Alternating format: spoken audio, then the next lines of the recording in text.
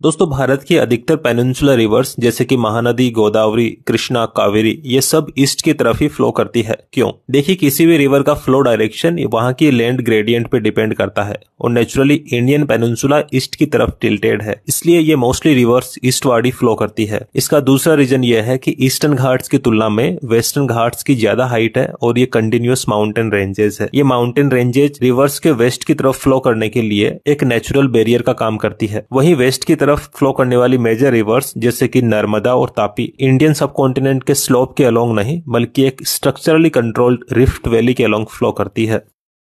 दोस्तों हिमालय भारत के लिए हमेशा से ही बहुत इंपॉर्टेंट रहा है। इसका पहला रीजन है कि हिमालय साउथ वेस्ट से आने वाली मानसून विंड्स के लिए एक नेचुरल बैरियर की तरह काम करता है, जिसकी वजह से नॉर्थ इंडिया में अच्छी बारिश होती है जो यहाँ हायर एग्रीकल्चर प्रोडक्शन को प्रमोट करता है। यदि हिमालय नहीं होता तो ये विंड्स बिना मॉइस्चर लूज किए ही नदर्न कंट्रीज की तरफ बढ़ जाती और नॉर्थ इंडिया एक डेजर्ट की तरह होता। इसका दूसरा रीजन है कि हिमालय नॉर्थ से आने वाली कोल्ड पोलर विंड से इंडियन सब कॉन्टिनेंट को बचाता है। इसका तीसरा रीजन है कि इंडिया की 3 मेजर रिवर्स गंगा, ब्रह्मपुत्र और इंडस हिमालय से ओरिजिनेट होती है, जिनके फर्टाइल प्लेन्स में भारत के करोड़ों लोग अपना जीवन यापन करते हैं।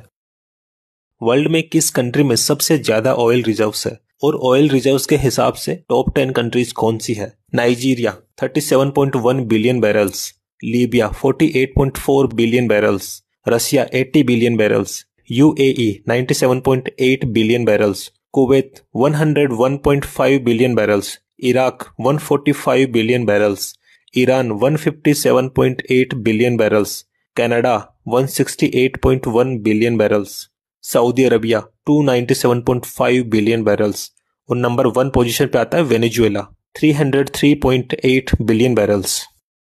मानसून सीजन में यानी कि जून से सितंबर के बीच इंडिया के वेस्टर्न कोस्ट पे तो काफी अच्छी बारिश होती है, लेकिन कोरोमंडल कोस्ट यानी कि तमिलनाडु और आंध्र प्रदेश के कोस्टल एरियाज में काफी कम बारिश होती है। इसका पहला रीजन यह है कि जब साउथ वेस्ट मानसून की बे ऑफ बंगाल ब्रांच इंडियन सब कॉन्टिनेंट की तरफ ट्रेवल करती है तो ये कोरोमंडल कोस्ट और ईस्टर्न घाट्स के पैरेलल निकल जाती है और ये आगे चलकर म्यांमार की अराकान हिल से टकराकर इंडियन सब कॉन्टिनेंट की तरफ डिफ्लेक्ट करती है, जिससे नॉर्थ ईस्ट और इंडिया के नदर्न प्लेन्स में तो अच्छी बारिश होती है लेकिन कोरोमंडल कोस्ट पर ना के बराबर बारिश होती है। इसका दूसरा रीजन है कि Coromandel coast south west monsoon की अरेबियन सी ब्रांच के रेन शेडो एरिया में आता है, जिससे मानसून की इस ब्रांच से भी यहाँ बारिश नहीं हो पाती है।